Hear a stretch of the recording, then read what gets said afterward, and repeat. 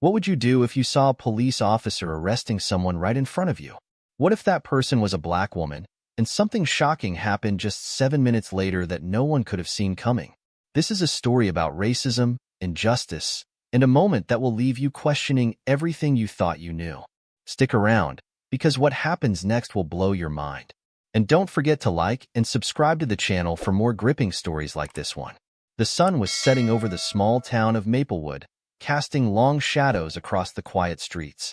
Officer Greg Harris, a veteran cop with a reputation for being tough but fair, was patrolling the neighborhood when he noticed a woman walking briskly down the sidewalk. She was black, in her mid-30s, wearing a bright yellow dress that stood out against the fading light. Her name was Tamara Johnson, a single mother of two who was just trying to get home after a long day at work. But Officer Harris saw something else. He saw a woman who looked suspicious. Maybe it was the way she kept glancing over her shoulder, or the fact that she was walking a little too fast. Whatever it was, he decided to pull her over. "Ma'am, can I see some ID?" Officer Harris asked, stepping out of his patrol car. His voice was calm, but there was an edge to it that made Tamara nervous. "Did I do something wrong, officer?" Tamara asked, her voice trembling slightly as she reached into her purse for her wallet. "Just routine," he replied, though his eyes never left her hands. When she handed him her ID, he studied it for a moment before nodding. "Wait here." Tamara stood on the sidewalk, her heart pounding as Officer Harris walked back to his car. She could see him talking on the radio, and she couldn't shake the feeling that something was about to go very wrong. 7 minutes later, it did. Officer Harris returned, his expression grim. "Ma'am, I'm going to need you to turn around and put your hands behind your back." "What? Why?" Tamara asked, her voice rising in panic. "I didn't do anything." "You match the description of a suspect we're looking for," Officer Harris said, his tone leaving no room for argument. Before Tamara could protest further, he had her in handcuffs, her wrists pressed tightly together behind her back. The scene drew the attention of a few passers-by, who stopped to watch as Tamara was led to the patrol car. She kept her head down, tears streaming down her face as she tried to make sense of what was happening. But just as Officer Harris was about to close the door, something unexpected happened. A man came running down the street, shouting at the top of his lungs. "Wait, stop. You've got the wrong person." Officer Harris turned, his hand instinctively going to his holster. "Sir, step back," he ordered. But the man didn't listen. He was out of breath, his face flushed with urgency. "That's not her," the man gasped, pointing at Tamara. "The woman you're looking for. She's still in the store. I saw her. She's wearing a red jacket, not a yellow dress." For a moment, time seemed to stand still. Officer Harris glanced at Tamara, then back at the man, his mind racing. Could he have made a mistake? The description he'd been given was vague. A black woman, mid-30s, medium build. But the suspect was supposed to be wearing a red jacket, not a yellow dress. Before he could say anything, another voice cut through the tension. "Let her go." It was a woman's voice, firm and commanding. Everyone turned to see a tall, elegant black woman striding toward them. She was dressed in a sharp business suit, her eyes blazing with determination. In her hand, she held a cell phone, the screen glowing with a live video feed. "My name is Attorney Deborah Carter," the woman said, her voice carrying the weight of authority. "And if you don't release this woman right now, I'll make sure this video goes viral. You have no right to arrest her." Officer Harris hesitated, his mind racing. He knew he was on thin ice. If he let Tamara go, he'd be admitting he made a mistake. But if he didn't, he risked a lawsuit, or worse. The crowd was growing, their murmurs turning into angry shouts. "Let her go," someone yelled. "She didn't do anything." Officer Harris clenched his jaw, his pride warring with his better judgment. Finally, he reached for his keys and unlocked Tamara's handcuffs. "You're free to go," he muttered, avoiding her eyes. Tamara rubbed her wrists, her body trembling with relief and anger. But before she could say anything, Attorney Carter stepped forward, her phone still recording.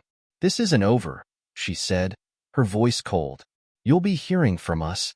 As Tamara walked away, the crowd erupted into cheers and applause. But the victory felt hollow. She knew this wasn't the end. It was just the beginning. What happens next?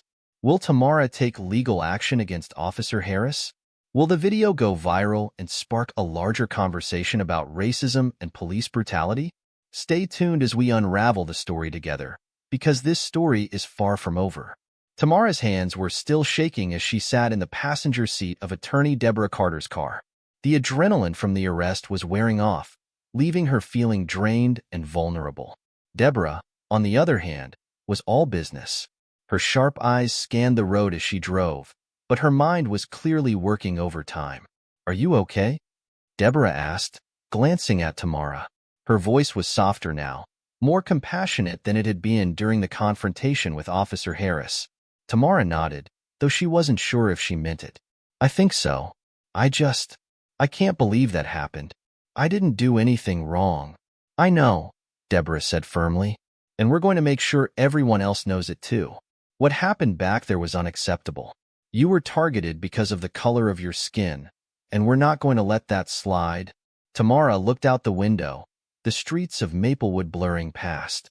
She thought about her kids, waiting for her at home. What would she tell them? How could she explain something she didn't even fully understand herself? Deborah seemed to sense her unease. "Listen, Tamara, I know this is a lot to process right now, but you're not alone. I've handled cases like this before, and I'll be with you every step of the way. We're going to fight this, and we're going to win." Tamara nodded again, but her mind was still racing. She couldn't shake the image of Officer Harris's face, the way he'd looked at her like she was a criminal. It wasn't the first time she'd felt judged because of her race, but it was the first time it had escalated to something so terrifying. Meanwhile, back at the scene of the arrest, the crowd was beginning to disperse. Officer Harris stood by his patrol car, his face a mask of frustration. He could feel the weight of their stares, the whispers that followed him as he got back into his car and drove away. He knew he'd messed up. The description of the suspect had been vague, and he'd acted on instinct rather than evidence. But admitting that to himself was one thing. Admitting it to anyone else was another. He had a reputation to uphold, a job to protect. He couldn't afford to look weak. As he drove back to the station, his radio crackled to life. "Harris, you got a minute?" It was his sergeant, and he didn't sound happy. "Yeah, Sarge. What's up? Get back here. Now, we need to talk." Harris sighed, his grip tightening on the steering wheel. He had a feeling this wasn't going to be a pleasant conversation. Back at Deborah's office, Tamara sat on a plush couch, a cup of tea in her hands. The room was warm and inviting, a stark contrast to the cold, sterile environment of the police station. Deborah sat across from her, a notebook in hand. "Okay, Tamara," Deborah began. "I need you to walk me through everything that happened today. Start from the beginning. Don't leave anything out." Tamara took a deep breath and began to recount the events of the day. She told Deborah about her walk home, the moment Officer Harris stopped her, and the 7 minutes that felt like an eternity. She described the fear she'd felt when he put her in handcuffs, the humiliation of being treated like a criminal in front of strangers. Deborah listened intently, her pen flying across the page as she took notes. When Tamara finished, Deborah leaned back in her chair, her expression thoughtful. "This is good," she said. "Really good. We have a strong case here, Tamara. Officer Harris had no probable cause to arrest you. He acted on a stereotype, not on facts. And thanks to that video, we have proof." Tamara's eyes widened. "The video? You mean the one you were recording?" Deborah nodded. "Yes. I've already uploaded it to my social media accounts, and it's starting to gain traction. People are outraged, Tamara. They're demanding justice."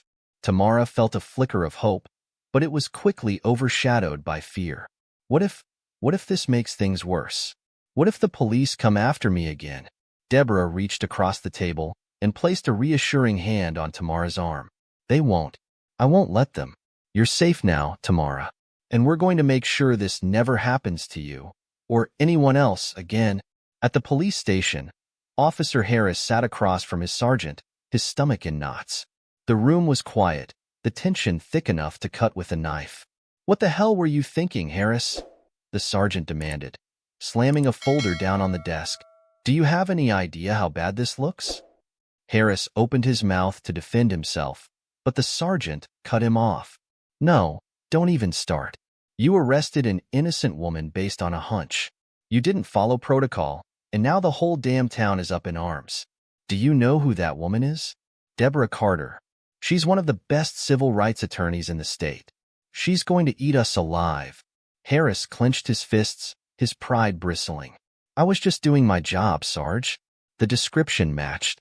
The description was vague, and you know it. The sergeant interrupted. You screwed up, Harris. And now we're all going to pay for it. Harris looked down at his hands, his mind racing. He knew the sergeant was right, but admitting it out loud felt like admitting defeat. He'd always prided himself on being a good cop, on doing the right thing. But today, he'd failed. As the sun set over Maplewood, the town was buzzing with activity. The video of Tamara's arrest had gone viral, sparking outrage and protests. People were gathering in the town square, holding signs and chanting for justice. The story was spreading like wildfire, and it was only a matter of time before it reached the national news. Tamara watched it all unfold from the safety of Deborah's office, her heart pounding in her chest. She knew her life was about to change forever. But for the first time since the arrest, she felt a glimmer of hope. She wasn't alone anymore, and she wasn't going to back down. The town square was alive with energy. Hundreds of people had gathered, their voices rising in unison as they chanted, "No justice, no peace." The video of Tamara's arrest had struck a nerve, and the community was demanding answers. Signs with slogans like "End Racial Profiling" and "Justice for Tamara" bobbed above the crowd, while local news cameras captured every moment. Tamara stood at the edge of the square, her heart racing as she watched the scene unfold. She had never been the center of attention before, and the sheer size of the crowd was overwhelming. Deborah stood beside her, a steadying presence. "This is for you, Tamara," Deborah said, her voice calm but firm. "These people are here because they believe in you. They believe in justice. And we're not going to stop until we get it." Tamara nodded, but her mind was still reeling. Just hours ago, she had been walking home, minding her own business. Now, she was at the center of a movement she hadn't asked for but couldn't ignore. She thought about her kids again, wondering how much they knew about what was happening. She had called her sister to check on them, but she hadn't been able to bring herself to explain everything yet. Deborah stepped forward, addressing the crowd with the confidence of someone who had done this 100 times before. "Thank you all for being here tonight," she began, her voice carrying over the noise. "What happened to Tamara Johnson is not an isolated incident. It's a symptom of a much larger problem, a problem that affects every single one of us. Racial profiling, police brutality, systemic racism. These are not just words. They are realities that people like Tamara face every day." The crowd erupted into cheers, their energy feeding off Deborah's words. Tamara felt a lump form in her throat as she listened. She had always known that racism existed, but she had never imagined she would become a symbol in the fight against it. Meanwhile, at the police station, tensions were running high. Officer Harris sat in the break room, his head in his hands. The video of Tamara's arrest was playing on the TV in the corner, and he couldn't bring himself to look away. The comments scrolling across the screen were brutal, and he felt a sinking sensation in his chest. "You've really done it this time, Harris," one of his colleagues muttered, shaking his head as he walked by. "The whole town's out for blood." Harris didn't respond. He knew he deserved the criticism, but that didn't make it any easier to hear. He had always prided himself on being a good cop, on doing the right thing. But now, he wasn't so sure. His sergeant walked in, his expression grim. "Harris, my office." "Now." Harris followed him down the hall, his stomach in knots. He had a feeling this conversation wasn't going to go well. Back at the town square, Deborah was wrapping up her speech. "We're not just here for Tamara," she said, her voice rising with passion. "We're here for everyone who has ever been targeted because of the color of their skin. We're here to say enough is enough. We demand accountability, transparency, and change. And we won't stop until we get it." The crowd erupted into cheers again, their energy palpable.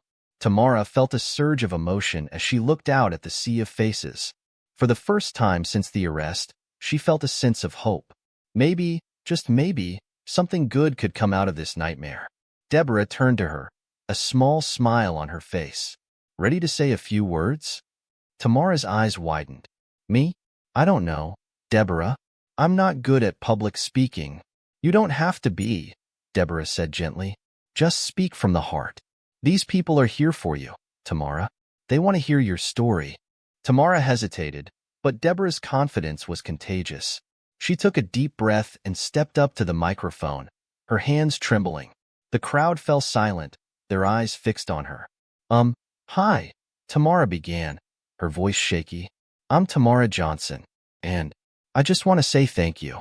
Thank you for being here, for standing up for me, for standing up for what's right. What happened to me today, it was scary. It was humiliating, and it was wrong. She paused, her voice catching in her throat.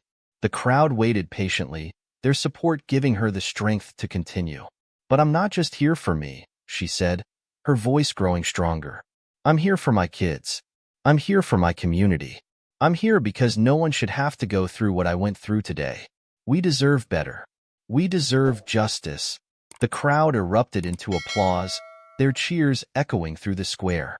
Tamara felt a wave of emotion wash over her, and for the first time, she allowed herself to believe that maybe, just maybe, things could change. At the police station, Officer Harris sat across from his sergeant, his stomach in knots. The room was quiet, the tension thick enough to cut with a knife. What the hell were you thinking, Harris? The sergeant demanded, slamming a folder down on the desk. Do you have any idea how bad this looks? Harris opened his mouth to defend himself, but the sergeant cut him off. No, don't even start. You arrested an innocent woman based on a hunch. You didn't follow protocol, and now the whole damn town is up in arms. Do you know who that woman is? Deborah Carter. She's one of the best civil rights attorneys in the state. She's going to eat us alive. Harris clenched his fists, his pride bristling. I was just doing my job, Sarge. The description matched. The description was vague, and you know it. The sergeant interrupted. You screwed up, Harris. And now we're all going to pay for it. Harris looked down at his hands, his mind racing. He knew the sergeant was right, but admitting it out loud felt like admitting defeat. He'd always prided himself on being a good cop, on doing the right thing. But today, he'd failed. As the night wore on, the protests continued to grow. The story of Tamara's arrest had spread like wildfire, and people from neighboring towns were starting to join in. The energy in the square was electric, a powerful reminder of what could happen when a community came together. Tamara stood at the edge of the crowd, watching as people chanted and held up signs. She felt a sense of pride she hadn't expected, a feeling that she was part of something bigger than herself. But she also felt a twinge of fear. She knew this was just the beginning, and the road ahead would be long and difficult. Deborah walked up beside her, a determined look on her face. We're not done yet, she said. This is just the start. We're going to take this all the way, Tamara. We're going to make sure this never happens again. Tamara nodded, her resolve hardening. She didn't know what the future held, but she knew one thing for sure. She wasn't going to back down. The protests in Maplewood didn't stop after that first night. If anything, they grew louder, more organized, and more determined. By the next morning, the town square was filled with people again, their voices rising in unison as they demanded justice for Tamara and an end to racial profiling. The story had gone national, with news outlets from across the country picking up the video of Tamara's arrest. Social media was flooded with hashtags like #JusticeForTamara and #EndRacialProfiling, and the pressure on the Maplewood Police Department was mounting. Tamara, however, was trying to focus on her kids. She had spent the night at her sister's house, wanting to shield her children from the chaos. But as she sat at the kitchen table, sipping coffee and watching the news, she couldn't ignore the reality of what was happening. Her face was everywhere, on TV, on social media, on the front page of the local paper. It was surreal, and part of her still couldn't believe this was her life now. Her son, Marcus, walked into the kitchen, his eyes wide with curiosity. Mom, why are you on TV? Tamara sighed, setting her coffee cup down. She had been dreading this conversation, but she knew she couldn't avoid it forever. Come here, baby, she said, patting the chair next to her. Marcus climbed onto the seat, his little face full of questions. Sometimes, Tamara began, choosing her words carefully. People make mistakes. And sometimes, those mistakes hurt other people. What happened to me yesterday was one of those mistakes. But there are a lot of good people out there who are trying to make things right. Marcus frowned, his brow furrowing. But why did the police officer hurt you? Aren't they supposed to help people?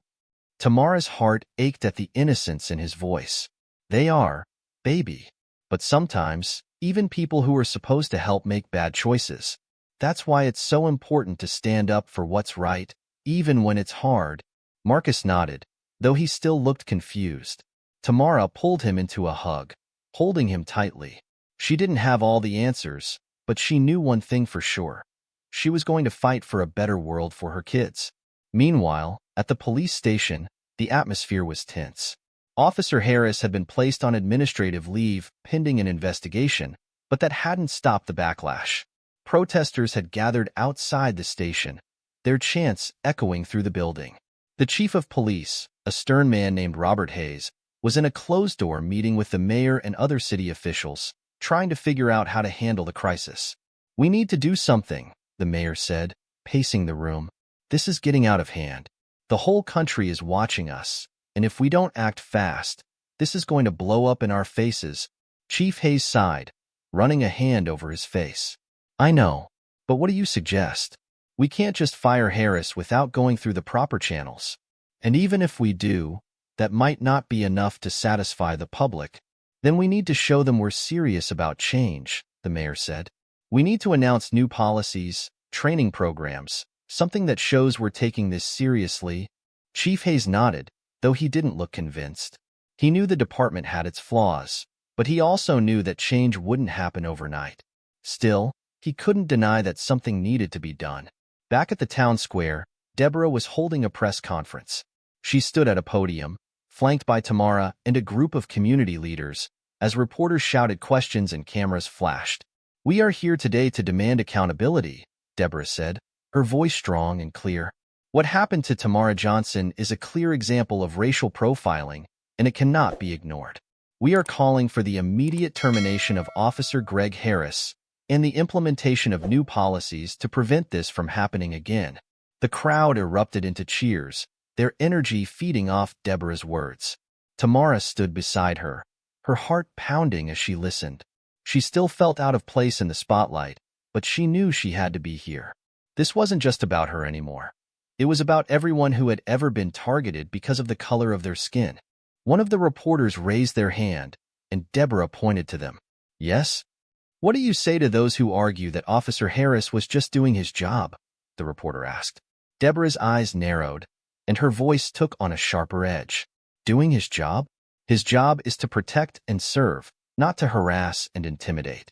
Tamara Johnson was walking home, minding her own business, when she was targeted because of the color of her skin. That is not doing his job. That is racism, plain and simple. The crowd erupted into applause again, their support unwavering. Tamara felt a surge of emotion as she listened, her resolve hardening. She wasn't going to back down. Not now, not ever. As the press conference wrapped up, Deborah turned to Tamara, a small smile on her face. "You did great," she said. "How are you holding up?" Tamara took a deep breath, trying to steady her nerves. "I'm okay. It's just a lot, you know? I never thought I'd be in this position." Deborah nodded, her expression sympathetic. "I know, but you're stronger than you think, Tamara, and you're not alone. We're going to get through this together." Tamara smiled, feeling a flicker of hope. She didn't know what the future held, but she knew one thing for sure. She wasn't going to give up. The days following the press conference were a whirlwind of activity. The protests in Maplewood showed no signs of slowing down, and the national attention on Tamara's case only intensified. News vans lined the streets, and reporters from major networks were camped outside the police station, eager for updates. The pressure on the Maplewood Police Department was reaching a boiling point, and it was clear that something had to give. Tamara, meanwhile, was trying to adjust to her new reality. She had become a symbol of the fight against racial profiling, and while she was grateful for the support, it was also overwhelming. She spent most of her days with Deborah, attending meetings, giving interviews, and preparing for the legal battle ahead. Her kids were still staying with her sister, and she missed them terribly, but she knew this fight was bigger than just her. One evening, as she and Deborah were going over legal documents in Deborah's office, there was a knock at the door. Deborah looked up, surprised. "Come in." The door opened, and a young man stepped inside. He was in his early 20s, with a nervous energy about him. Hi. My name's Jake. Jake Miller. I'm a reporter with the Maplewood Gazette. I was wondering if I could have a few minutes of your time?" Deborah raised an eyebrow, glancing at Tamara. "This isn't really a good time, Jake. We're in the middle of something." "I know, and I'm sorry to interrupt," Jake said quickly, "but I think I have some information that might be helpful to your case." Deborah's expression shifted, her interest piqued. "What kind of information?" Jake hesitated, glancing at Tamara. "It's about Officer Harris. I've been digging into his record, and, well, let's just say this isn't the first time he's been involved in something like this." Tamara's eyes widened, and she exchanged a look with Deborah. "What do you mean?" she asked. Jake stepped further into the room, closing the door behind him. "I've been looking through old police reports and complaints filed against Harris. There are at least 3 other incidents where he was accused of racial profiling.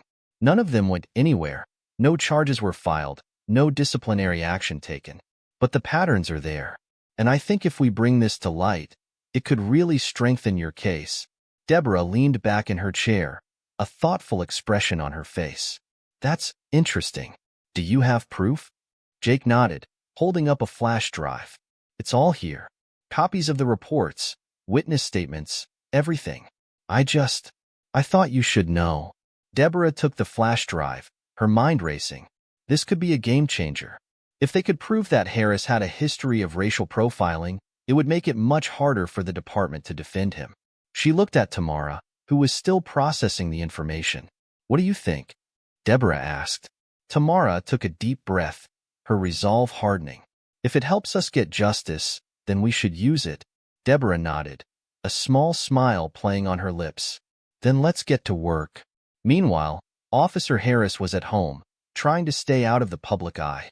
He had been avoiding the news, but it was impossible to ignore the protests and the constant stream of criticism. His phone had been ringing nonstop, calls from reporters, from his colleagues, even from old friends who wanted to know what was going on. He had stopped answering, choosing instead to sit in silence, his mind racing. He knew he had messed up. He had let his instincts override his training, and now he was paying the price. But part of him still couldn't accept that he was the villain in this story. He had always seen himself as one of the good guys, someone who protected the community. How had it all gone so wrong? There was a knock at the door, pulling him out of his thoughts. He hesitated, then stood and walked to the door, peering through the peephole. It was his partner, Officer Mike Reynolds. Harris opened the door, his expression guarded. "Mike, what are you doing here?" Mike stepped inside, his face serious. "We need to talk, Greg. This thing, it's getting out of hand. The department's under a lot of pressure, and they're looking for someone to blame. You need to be careful," Harris sighed, running a hand through his hair. "I know, but what am I supposed to do? I can't just disappear." Mike hesitated, then lowered his voice. "Look, I'm on your side, okay? But you need to think about your next move. If they decide to throw you under the bus, you're going to need a plan." Harris nodded, though he didn't know what that plan would be. He felt trapped, like the walls were closing in around him. He had always prided himself on being a good cop, but now he wasn't sure what that even meant anymore. Back at Deborah's office, she and Tamara were going through the files Jake had provided. The more they read, the more clear it became that Harris had a history of questionable behavior. There were multiple complaints from people of color who claimed they had been unfairly targeted by him, but none of the cases had gone anywhere. It was a pattern of misconduct that had been ignored for years. Deborah leaned back in her chair, a determined look on her face. "This is it," she said. "This is what we need to take this case to the next level. If we can prove that Harris has a history of racial profiling, it's going to be much harder for the department to defend him."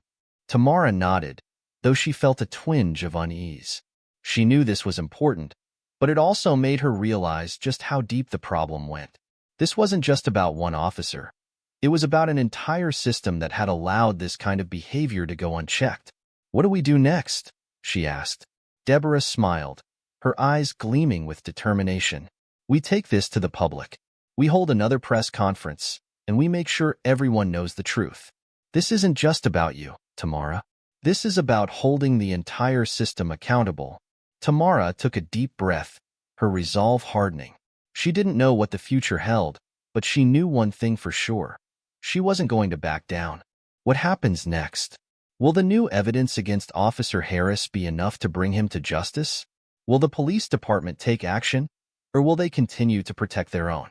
The morning of the press conference dawned bright and clear, but the tension in Maplewood was palpable. The town square was packed with people, their signs and chants filling the air with a sense of urgency.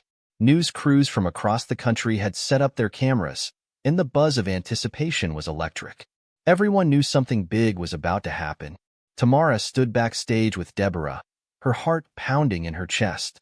She had spent the last few days preparing for this moment, but now that it was here, she felt a wave of nerves wash over her. Deborah placed a reassuring hand on her shoulder. "You've got this," Deborah said, her voice calm but firm. "Just speak from the heart. The truth is on our side." Tamara nodded, taking a deep breath.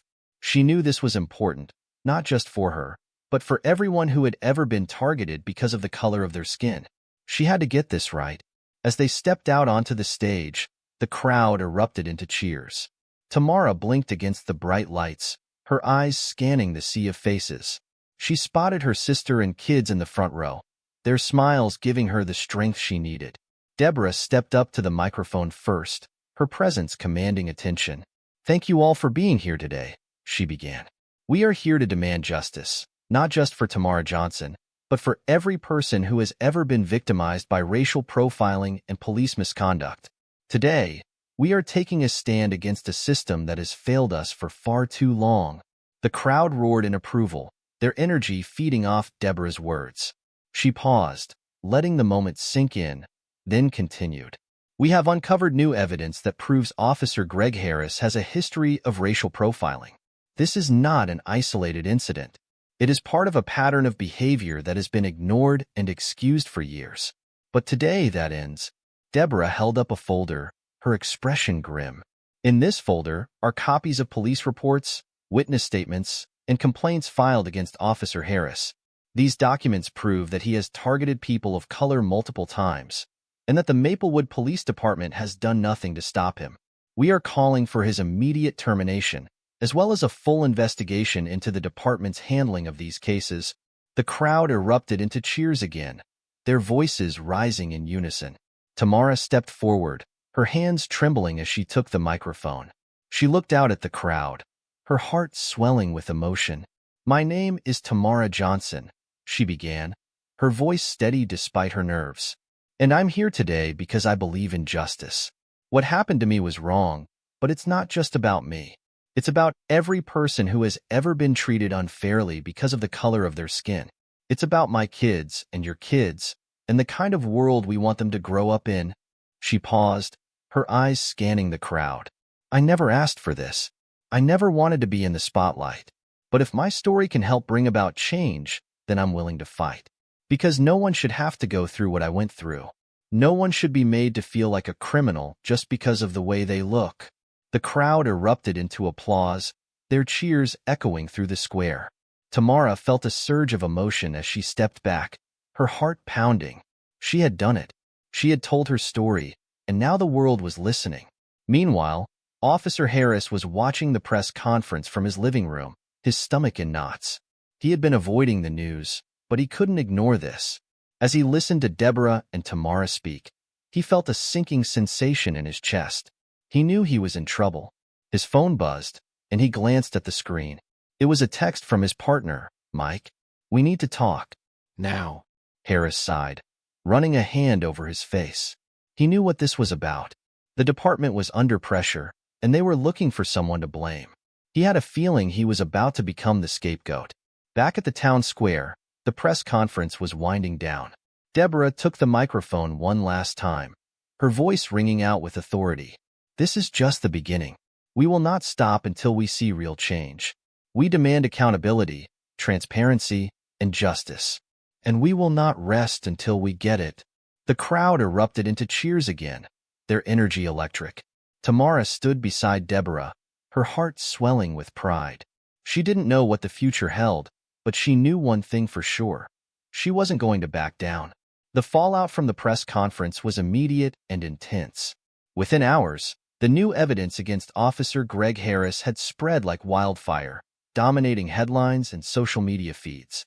The Maplewood Police Department was under siege, with protesters camped outside the station and reporters demanding answers. The pressure was mounting, and it was clear that the department could no longer ignore the growing calls for accountability. Tamara, meanwhile, was trying to process everything that had happened. The press conference had been a whirlwind, and the outpouring of support from the community had been overwhelming. But as she sat in Deborah's office, going over the next steps in their legal strategy, she couldn't shake the feeling that the fight was far from over. "We've got them on the ropes," Deborah said, her voice filled with determination. "The public is on our side, and the department knows they can't sweep this under the rug anymore.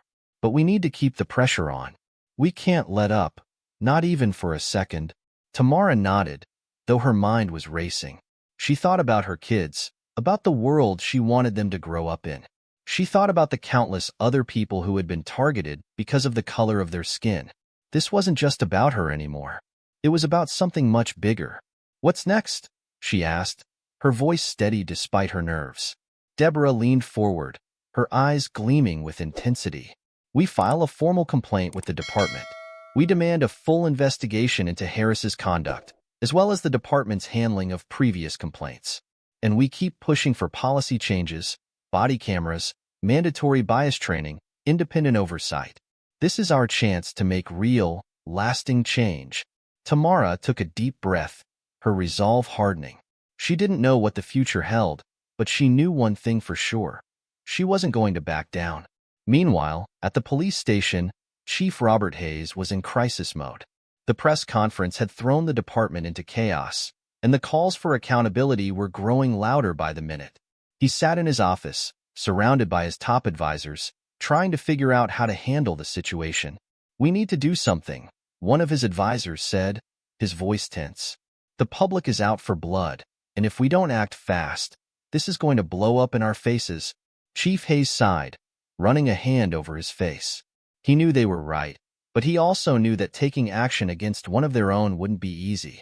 The department had a long history of protecting its own, and breaking that tradition would be a difficult and potentially dangerous move. "What do you suggest?" he asked, his voice heavy with resignation. "We need to distance ourselves from Harris," another advisor said. "We announce that he's been placed on administrative leave pending a full investigation. We make it clear that we take these allegations seriously and that we're committed to transparency and accountability." Chief Hayes nodded, though he didn't look convinced. He knew that firing Harris would be the easiest way to appease the public, but he also knew that it wouldn't solve the underlying problem. The department had a long history of racial profiling and misconduct, and addressing that would require more than just scapegoating one officer. "Fine," he said finally. "We'll make the announcement. But we need to be careful. If we throw Harris under the bus, it could come back to bite us." As the day wore on, the tension in Maplewood continued to build. The protests outside the police station grew larger and louder, with people from neighboring towns joining in. The story had gone national, and the pressure on the department was reaching a boiling point. Tamara and Deborah were in the thick of it, working tirelessly to keep the momentum going. They had filed their formal complaint with the department, and they were preparing to take their case to the next level. But as they sat in Deborah's office, going over their strategy, Tamara couldn't shake the feeling that they were on the brink of something big. "This is it," Deborah said, her voice filled with determination. "This is our chance to make real change. But we need to stay focused. We can't let up, not even for a second." Tamara nodded, her resolve hardening. She didn't know what the future held, but she knew one thing for sure. She wasn't going to back down. The announcement from the Maplewood Police Department came late in the afternoon, just as the sun was beginning to set. Chief Robert Hayes stood at a podium outside the station, flanked by two of his top advisors. The crowd of protesters and reporters had grown even larger, their chants and questions creating a cacophony of noise. Chief Hayes raised his hands, signaling for silence. "Thank you all for being here today," he began, his voice steady but strained. "We have heard the concerns of the community, and we take the allegations against Officer Greg Harris very seriously. Effective immediately, Officer Harris has been placed on administrative leave, pending a full and thorough investigation into his conduct." The crowd erupted into a mix of cheers and boos, their reactions divided. Some saw this as a step in the right direction, while others viewed it as too little, too late. Chief Hayes waited for the noise to die down before continuing. "We are committed to transparency and accountability," he said. "This department has a responsibility to serve and protect all members of our community, and we will not tolerate any behavior that undermines that mission. We are also reviewing our policies and procedures to ensure that incidents like this do not happen again." The crowd's reaction was mixed again, with some people shouting questions and others chanting, "Justice for Tamara." Chief Hayes ignored them, stepping away from the podium and quickly retreating back into the station. The press conference was over, but the tension in the air was far from gone. Tamara and Deborah watched the announcement from Deborah's office, their eyes glued to the TV screen. When Chief Hayes finished speaking, Deborah leaned back in her chair, a thoughtful expression on her face. "Well, it's a start," she said, "but it's not enough. Placing Harris on leave is just a temporary measure. We need to make sure they follow through with a real investigation and real consequences." Tamara nodded, though she felt a flicker of unease. She had been hoping for more, for Harris to be fired, for the department to admit their mistakes. But she knew this was just the beginning. The fight was far from over. "What do we do next?" she asked. Deborah smiled, her eyes gleaming with determination. "We keep pushing. We demand a full, independent investigation into Harris's conduct and the department's handling of previous complaints. We also push for policy changes, body cameras, mandatory bias training, independent oversight. This is our chance to make real, lasting change." Tamara took a deep breath, her resolve hardening. She didn't know what the future held, but she knew one thing for sure. She wasn't going to back down. Meanwhile, Officer Harris was at home, watching the announcement on TV. He had been expecting this, but that didn't make it any easier to hear. He felt a sinking sensation in his chest as he listened to Chief Hayes's words, knowing that his career, and possibly his life, was hanging in the balance. His phone buzzed, and he glanced at the screen. It was a text from his partner, Mike. "We need to talk. Now." Harris sighed, running a hand over his face. He knew what this was about. The department was under pressure, and they were looking for someone to blame. He had a feeling he was about to become the scapegoat. Back at the town square, the protests were still going strong. The crowd had grown even larger, with people from neighboring towns joining in.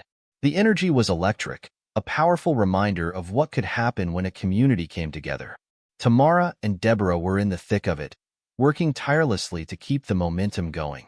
They had filed their formal complaint with the department, and they were preparing to take their case to the next level. But as they stood on the edge of the crowd, watching the sea of faces, Tamara couldn't shake the feeling that they were on the brink of something big. "This is it," Deborah said, her voice filled with determination. "This is our chance to make real change. But we need to stay focused.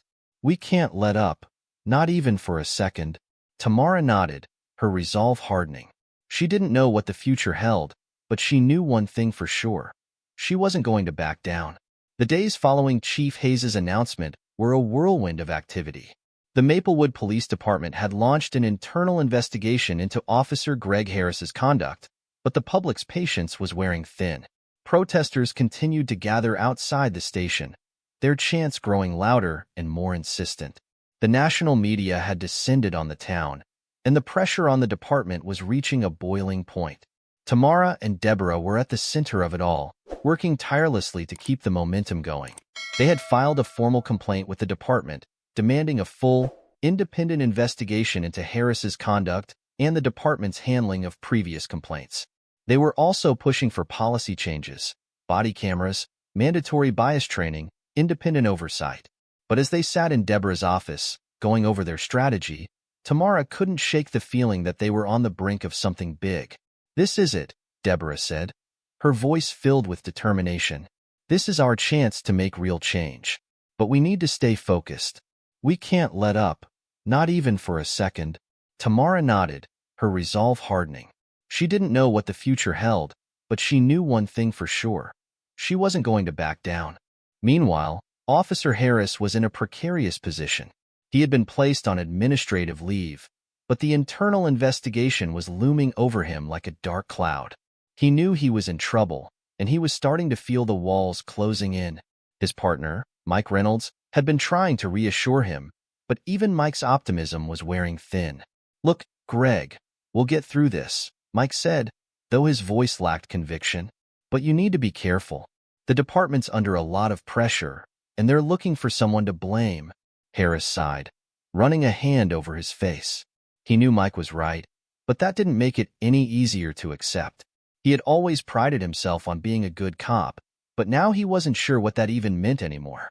Back at the town square, the protests were still going strong. The crowd had grown even larger, with people from neighboring towns joining in. The energy was electric, a powerful reminder of what could happen when a community came together. Tamara and Deborah were in the thick of it, working tirelessly to keep the momentum going. They had filed their formal complaint with the department, and they were preparing to take their case to the next level. But as they stood on the edge of the crowd, watching the sea of faces, Tamara couldn't shake the feeling that they were on the brink of something big. "This is it," Deborah said, her voice filled with determination. "This is our chance to make real change. But we need to stay focused. We can't let up, not even for a second." Tamara nodded, her resolve hardening. She didn't know what the future held, but she knew one thing for sure. She wasn't going to back down. The tension in Maplewood had reached its peak. The protests outside the police station had grown into a massive gathering, with people from all walks of life joining in solidarity. The national media had turned the town into a focal point for the ongoing conversation about racial profiling and police accountability. The pressure on the Maplewood Police Department was immense, and it was clear that they could no longer delay taking decisive action. Tamara and Deborah stood at the edge of the crowd, their eyes fixed on the police station. The air was thick with anticipation, and the chants of "justice for Tamara" echoed through the streets. Deborah had just received word that Chief Hayes was preparing to make another announcement, and they were waiting to see what he would say. "This is it," Deborah said, her voice steady but filled with urgency.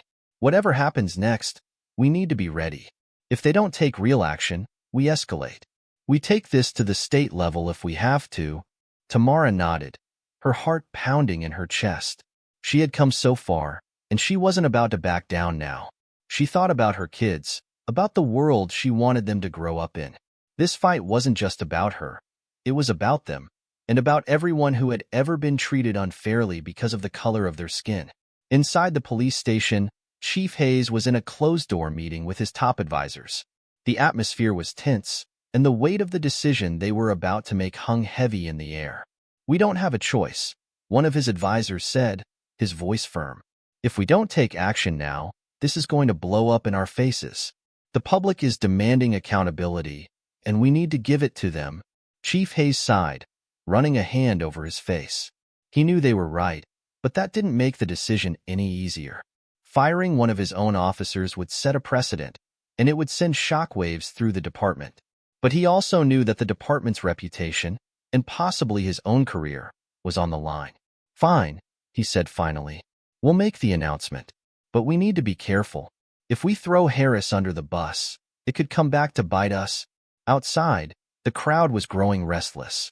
The sun was beginning to set, casting a golden glow over the town square, but the energy in the air was anything but calm. People were chanting, holding signs, and demanding justice. Tamara and Deborah stood at the front of the crowd, their eyes fixed on the police station. Finally, the doors opened, and Chief Hayes stepped out, flanked by two of his advisors. The crowd fell silent, their attention focused on the podium. Chief Hayes stepped up to the microphone, his expression grim.